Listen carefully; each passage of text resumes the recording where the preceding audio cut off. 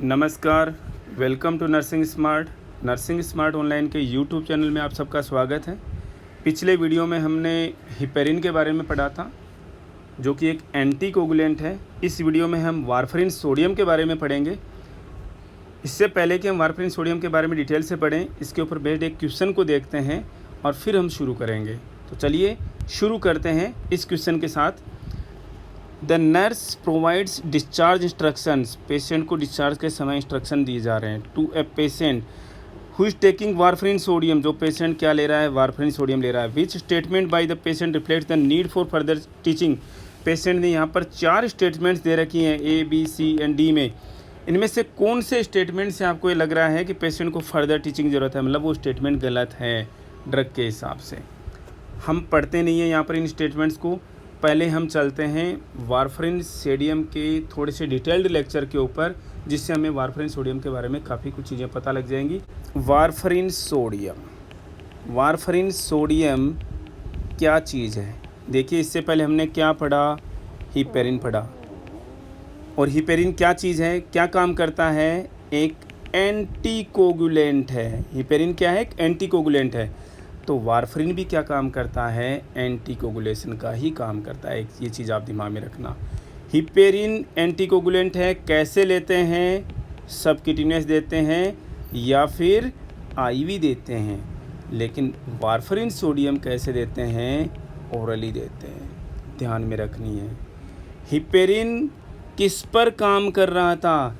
Heparin prothrombin को thrombin में और फिब्रिनोजन को फिब्रिन में बदलने से रोक रहा था, इस प्रोसेस को ब्लॉक कर रहा था। जबकि वारफरिन सोडियम क्या काम करता है?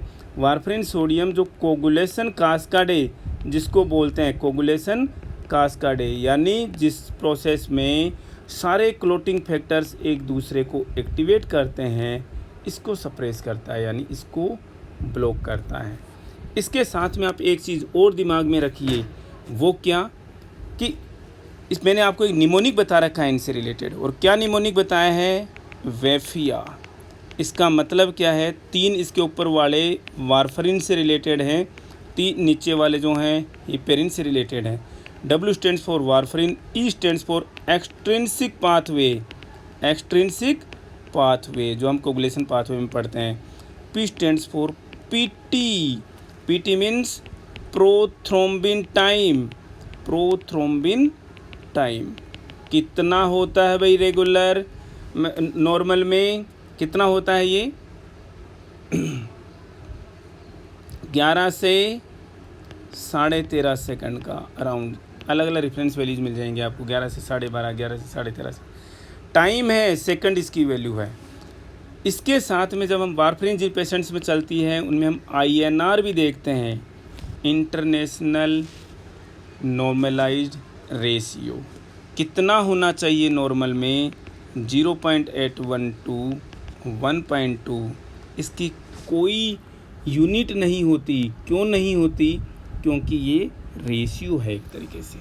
ये इतनी चीज़ें, जबकि यहाँ पर हिपेरिन का आप पढ़ चुके हैं कि APTT पर काम करता है, जिसका नॉर्मल वैल्यू जो है 30 से 40 सेकंड तक होती है। दूसरी चीज़, हिपेरिन के बारे में हमने क्या पढ़ा था? रैपिड एक्टिंग है। वारफरिन सोडियम जो है स्लोली काम करता है। हिपेरिन लॉन्ग टर्म थेरेपी के लिए नहीं है, ये शॉर्ट टर्म थेरेपी के लिए है। वारफरिन स्लोली काम करता है, लेकिन लॉन्ग टर्म थेरेपी के लिए है। किसमें देंगे? थ्रोम्बोसिस प्रोफाइलेक्सिस के लिए। दोनों का काम देखिए, एक है ना थ्रोम्बोसिस प्रोफाइलेक्सिस के लिए देते हैं, ठीक है ना, वो भी इसी में देते हैं। ये थ्रोम्बस को रोकते नहीं है, थ्रोम्बस को तोड़ते नहीं है, थ्रोम्बस को बनने से रोकते हैं। इतनी चीज़ें आई थिंक आप सभी लोगों को क्लियर हैं। अब दूसरी चीज़, आपसे कोई पूछे कि क्या वारफरिन सोडियम को आप इमरजेंसी ड्रग की तरह से यूज कर सकते हो क्या? किसमें? एंटीकोगुलेशन में। यस और नो? नो। क्यों? क्योंकि डिलेड इफेक्ट है इसका, बताया मैंने अभी आपको। इसका इफेक्ट जो है वो क्या है? डिलेड है। इमरजेंसी में किसको काम में लेंगे? हिपेरिन को काम में लेंगे। रैपिड एक्टिंग है, एक चीज़ क्लियर। दूसरी चीज़ क्या है? कॉन्ट्राइंडिकेशंस क्या है भाई इसके? कॉन्ट्राइंडिकेशंस हमने हिपेरिन के भी पढ़े थे। यहाँ पर भी देखेंगे ब्लीडिंग डिसऑर्डर्स जितने भी हैं उनके अंदर नहीं देते हम इसको, ब्लीडिंग डिसऑर्डर्स के अंदर नहीं देते। दूसरी साथ में चीज़ विटामिन के डेफिशिएंसी केसेज में हम इसको नहीं देते। क्यों नहीं देते? ऑलरेडी विटामिन के को एंटागोनाइज कर रहा है ऑलरेडी, और विटामिन के की डिफिशिएंसी कोज कर देगा। इससे भी इम्पोर्टेंट चीज़, क्या प्रेगनेंसी में और ब्रेस्ट फीडिंग दे रही मदर्स में क्या ये सेफ़ है बच्चे के लिए, फिटस और बेबी के लिए? नो। क्यों सेफ़ नहीं है? प्लेसेंटा को क्रॉस कर जाता है, ब्रेस्ट मिल्क में एंटर कर जाता है, इसलिए सेफ़ ड्रग नहीं है। किस में? प्रेगनेंसी और ब्रेस्ट फीडिंग्स में। ठीक है। अगर इसके साइड इफ़ेक्ट्स की आपसे कोई बात करता है, एडवर्स इफ़ेक्ट्स की अगर आपसे कोई बात करता है, तो एडवर्स इफ़ेक्ट्स में आपको ध्यान रखना है यूरिन का कलर। यूरिन जो है वो रेड ऑरेंज डिस्कलर्ड हो जाता है, रेड ऑरेंज डिस्कलर्ड। इसका मतलब ये नहीं है कि ये हिमेचूरिया है, ये हिमेचूरिया नहीं है, रेड ऑरेंज डिस्कलर्ड यूरिन हो जाता है। अब जहाँ से इनमें से भी क्वेश्चन आते हैं, अब जहाँ से ब्रॉड लेवल पर क्वेश्चंस आते हैं, ज़्यादा क्वेश्चंस आते हैं वारफरिन को लेकर के, उनको एक बार थोड़ा सा स्टडी करते हैं और क्या देखते हैं उनके बारे में कि पेशेंट में वारफरिन के पेशेंट में, जिनको पेशेंट को चल रही है वारफरिन, उनमें क्या देखते हैं time to time? Prothrombin time. दूसरी चीज़ क्या देखते हैं? आईएनआर। ये प्रोथ्रोम्बिन टाइम को इफेक्ट करता है तो साथ में आईएनआर भी इफेक्ट हो जाएगा। प्रोथ्रोम्बिन टाइम हमने नॉर्मल क्या पढ़ा? 11 से 13.5 सेकंड का, 11 से 13.5 सेकंड का। आईएनआर नॉर्मल क्या पढ़ा? 0.812 टू 1.2 का, यूनिट नहीं होती इसकी। अब ये इनको दोनों को ही क्या कर देगा? बढ़ा देगा। इनकी वैल्यूज़ को क्या कर देगा? रेज कर देगा, बढ़ा देता है। कितनी बढ़ा देगा? 1.5 से 2 गुना ज़्यादा बढ़ा देता है।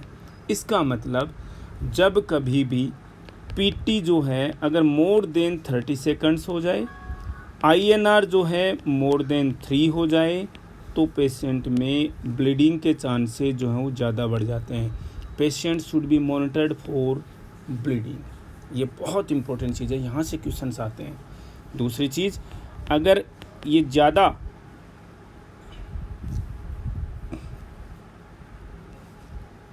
मात्रा में चला जाए, दूसरी चीज़ इसका एंटीडोट क्या है? एंटीडोट इसका कौन है? विटामिन के इसका एंटीडोट है।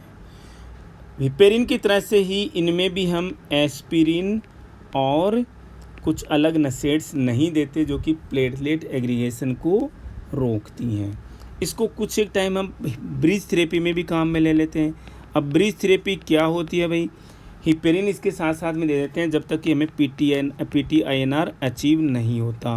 पीटीआईएनआर कितना भी 1.5 से 2 गुना ज़्यादा हमें अचीव हो जाना चाहिए। चूँकि ये विटामिन के को एंटागोनाइज करता है, इसलिए पेशेंट को एडवाइज करते हैं कि आप विटामिन के रिच वाली जो चीज़ें बनाती हैं वो आप खाइए, ग्रीन लीवी वेजिटेबल्स आप खाइए। तो ये सब कुछ था आपके वारफरिन सोडियम के बारे में। अब चलिए हम क्वेश्चन को वापस मूव करते हैं। वो पेशेंट जिसमें वारफरिन सोडियम चल रही है, पेशेंट को हमने टीचिंग कर दी, इसमें से कौन सी बात पेशेंट की गलत है जो कि उसको समझ में नहीं आई होगी? I will stop alcohol consumption.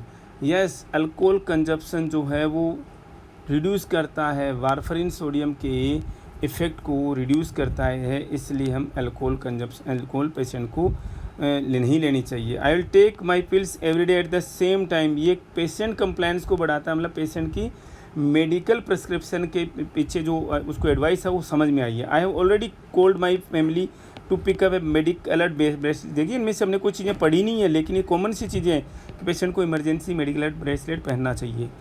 I will take coated aspirin for my headaches because it will coat my stomach. No, aspirin नहीं लेते। ये जो चीज़ें नॉर्मल थी ये आपको समझ में आती हैं, ठीक है ना, कॉमन चीज़ें थी। आप समझो कि हमने तो लेक्चर में पढ़ाई नहीं है, हम आपको ये बातें, कोई बात नहीं।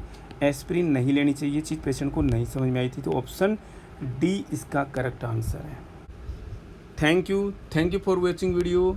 हमारे इस यूट्यूब चैनल के साथ में बने रहिए। हम रोज़ 1, 2 मैक्सिमम 3, 4 यूट्यूब वीडियोज़ भी लेकर के आएंगे आने वाले समय में, और चाहते हैं कि आपको घर बैठे इस लॉकडाउन के टाइम में घर बैठे क्वालिटी टीचिंग प्रोवाइड करें। Thank you once again.